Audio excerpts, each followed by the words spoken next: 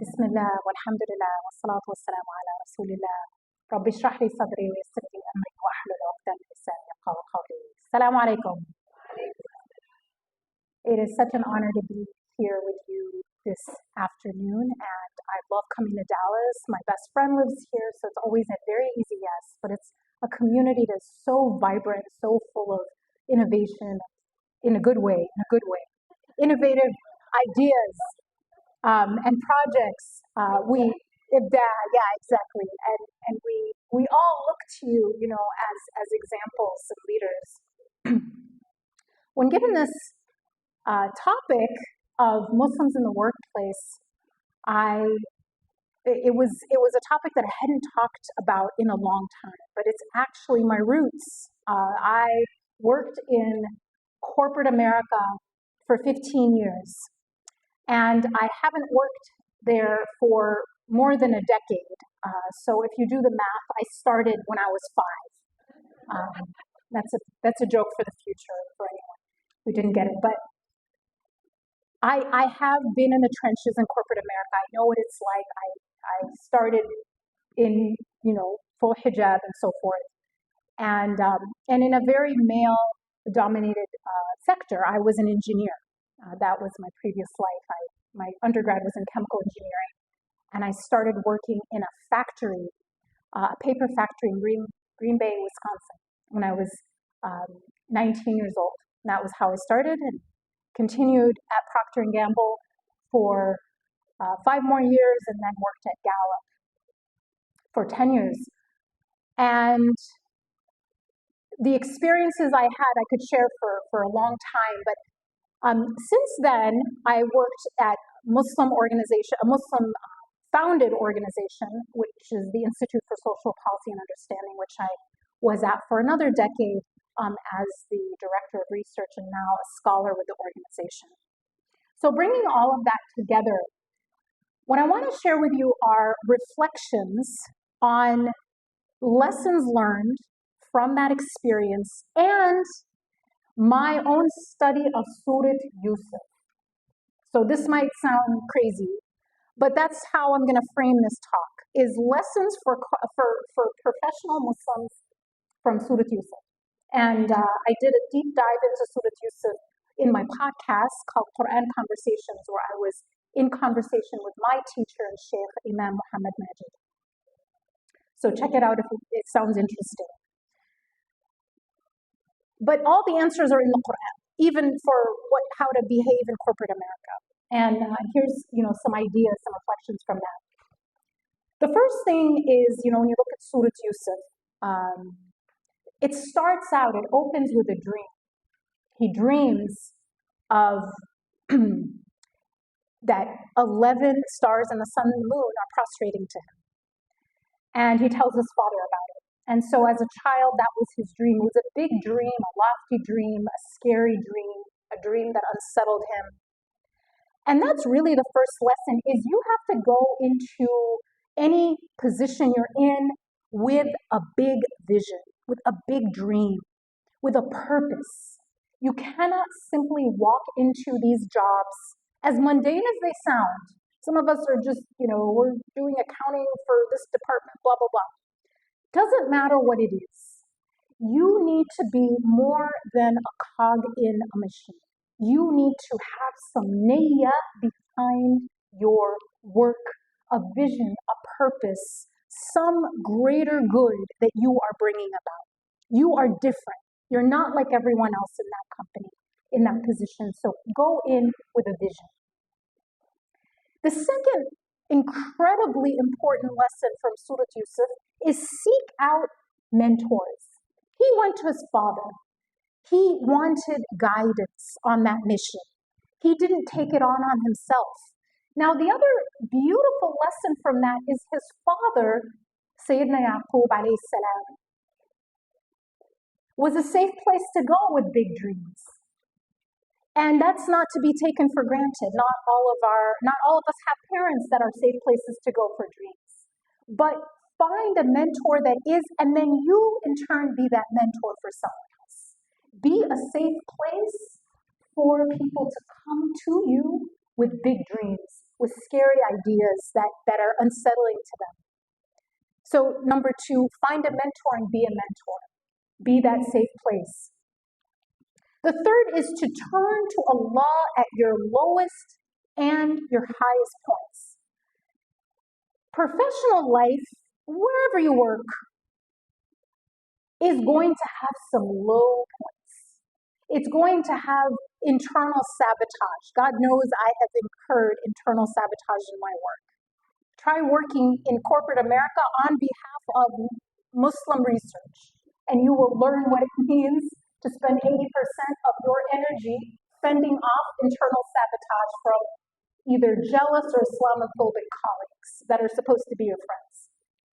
So you will find yourself in the bottom of that well because of betrayal from your so-called brethren. It could even be other Muslims, sadly. When you are in that proverbial well, seek Allah. Connect with Allah. That is your strength. And at some point, you will also, inshallah, sit in the thrones, in the rooms of power.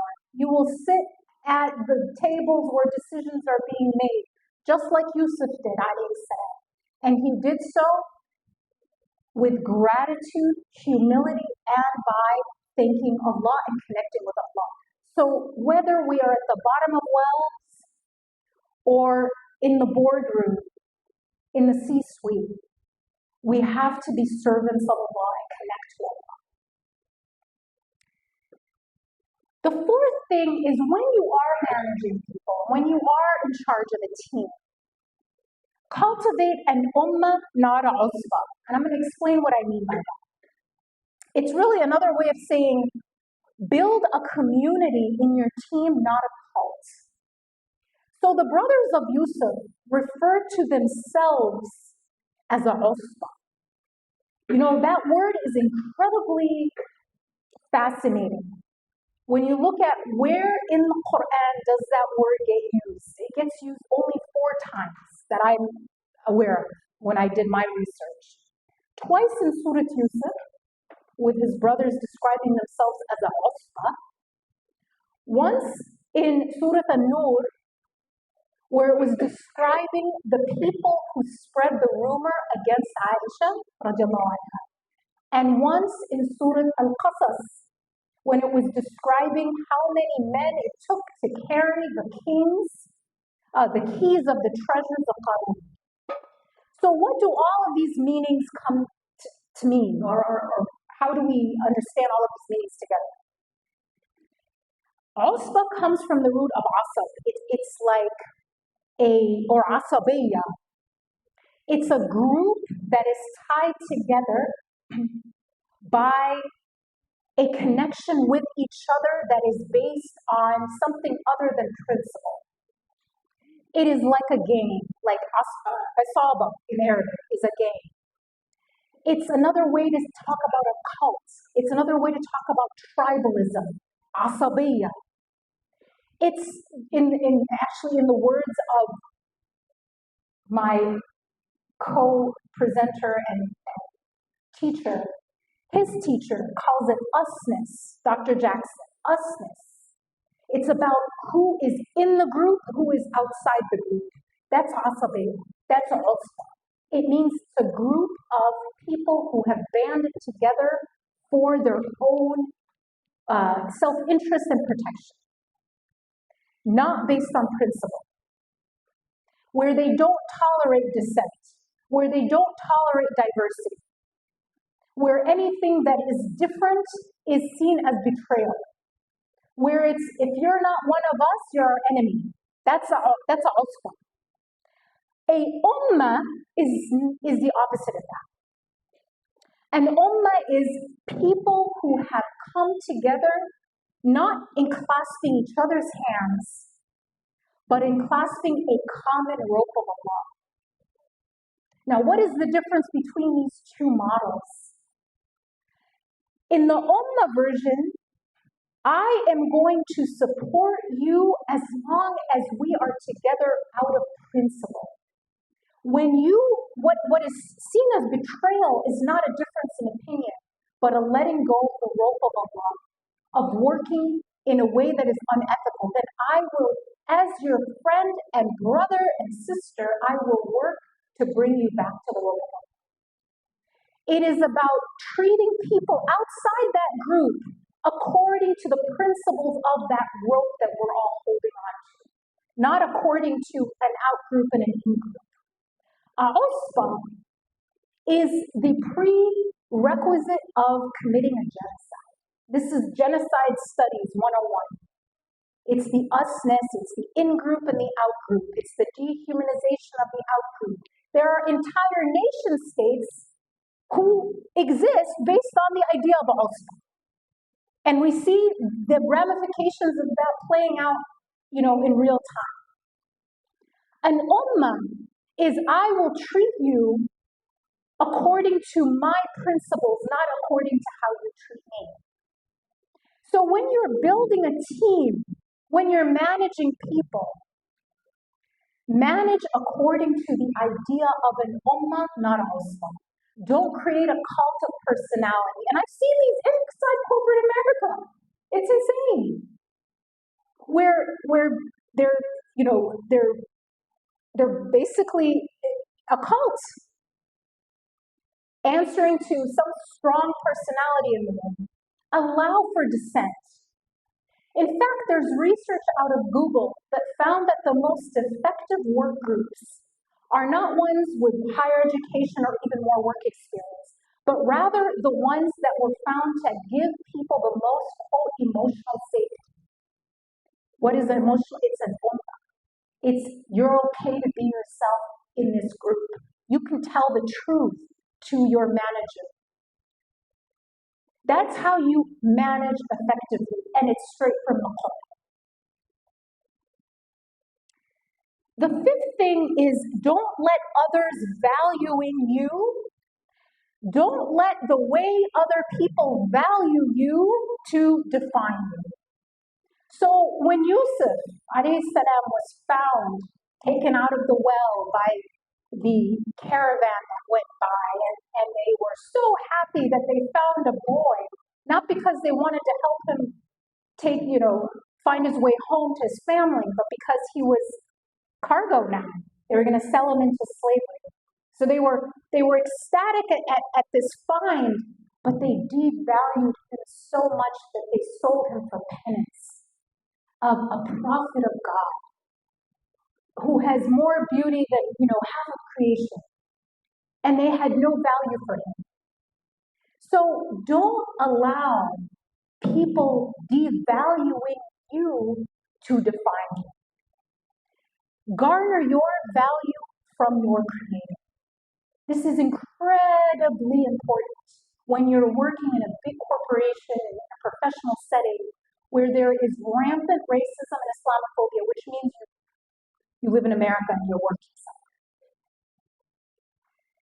somewhere. It cannot be internalized. You have to surround yourself with a supportive set of friends and family, and that mentor comes in, and you have to know who you are, and walk into rooms like you belong there because you do.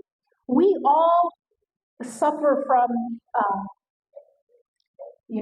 imposter syndrome. We all do. But we have to actively fight that, because every single person in that room is probably feeling the way you do. And if they're not, they should be. If Allah puts you in that room, it's because you belong there. Act accordingly.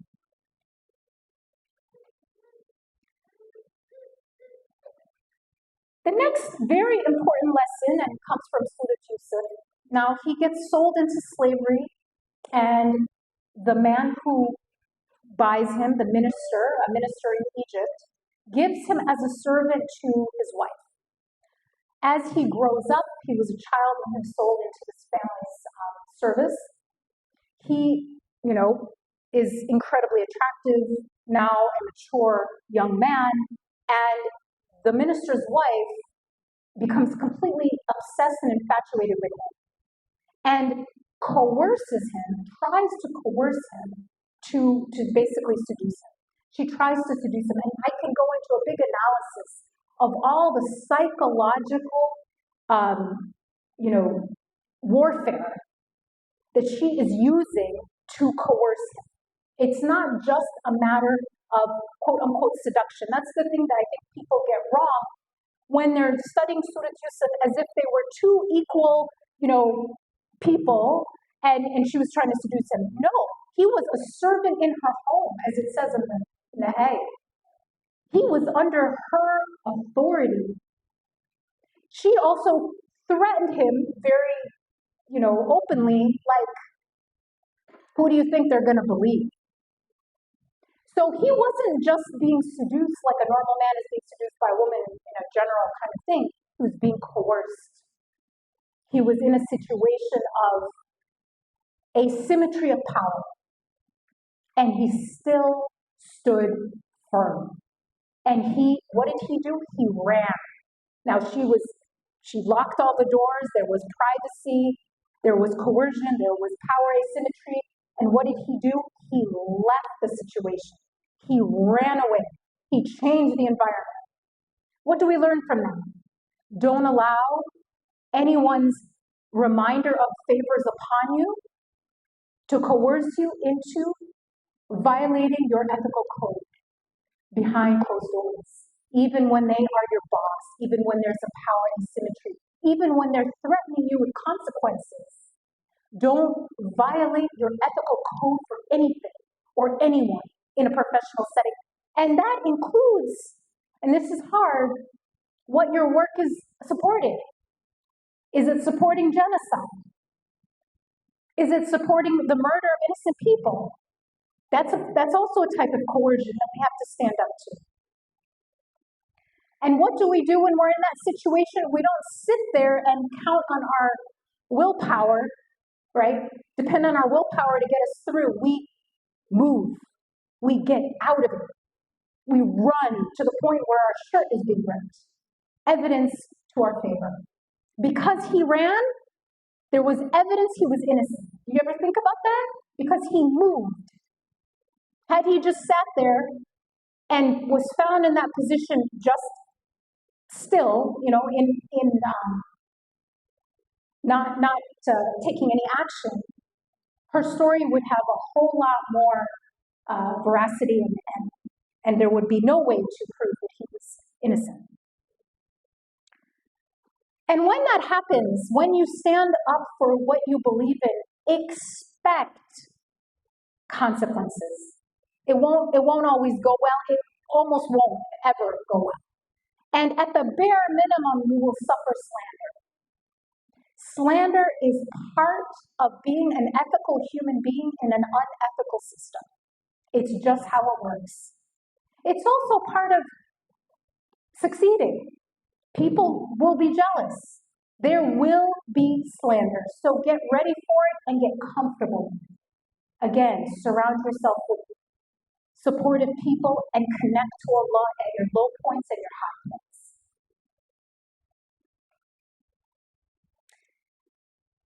The next thing that I think is and still the story of Yusuf, as we know what happens to him is he, despite knowing he's innocent, they put him in prison.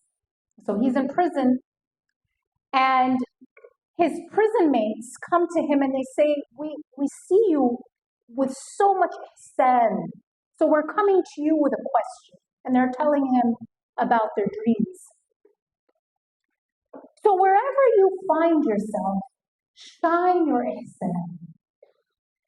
Just because of who you are. And when he starts to tell them about himself, he doesn't give them their answer right away. He introduces himself and who he is and why he's helping them, why he is who he is. He doesn't give himself credit. It's like, I'm just a really good guy. No, I follow a set of principles that make me a good guy. I come from a long line of spiritual ancestors, and that is my identity. I'm a servant of Allah. I'm an inheritor of prophetic tradition. That is why I behave this way. Tell people about who you are, but first, show them who you are. And when they notice your ihsan, don't be afraid to tell them why and where it comes from, where that light originates. Meet people where they are. One of the most beautiful things is how Yusuf alayhi salam speaks to his prison mates. Ya sahib as-sijn, my companions in the cell. He wasn't trying to be superior to them. He wasn't talking down to them. He was talking to them as equals, even though these were common criminals, and he was a prophet of God. Meet people where they are. Talk to their humanity. I could go on. I don't want to take time away from how much time do I have? Moderators should be flagging me down. I'm good. Okay, a few more. So what happens in the story, of course, is one of these men that was in the cell with him, he's getting out of prison. And Yusuf says, remember me with your Lord, right? He tells him, when he gets out, works for the king, remember the brother, help a brother out. The man forgets, right? And then it says that Yusuf basically stays in prison for another 7 to 10 years, as FC explains. And then one day, what happens? The king, who this man works for, has a dream. And the man remembers, there's this guy in prison who knows about dreams. I'm going to go ask him. He goes back and he asks Yusuf. And Yusuf alayhi salam, without condition, without leverage, without holding back because these people are the ones who put him in prison. In his ihsan, he tells him what the dream means and what to do about it. Gives him a comprehensive economic plan to save the region from famine, right? So the man goes back, tells the king says, bring him to me. Yusuf won't leave prison except on his own terms of dignity, terms where his reputation has been cleared. He will not leave under the cloud of a scandal. So he says to the man, go back to your Lord and ask him to inquire about the women who were cutting their hands, right? We all know this amazing story. So he asks the women and the women confess. And then the climax happens where even the wife of the minister herself gives a full-throated confession. I want you to go back and read her confession because it is strong. She's not defending herself. She's not excusing anything she did. She's not softening it. It is a strong and clear confession. Now, I want you to think about this. This is extremely important. Do you think realistically that she and the other women would have been ready to stand before their king in front of everybody and give those kinds of confessions had that man not forgotten and come out of prison so early on? Would they have been ready? The answer is absolutely not. And I'll prove it to you. When do people who falsely accuse others confess? Decades later on their deathbed. That is how it works. They don't do it a year later, 2 years later. Thank you.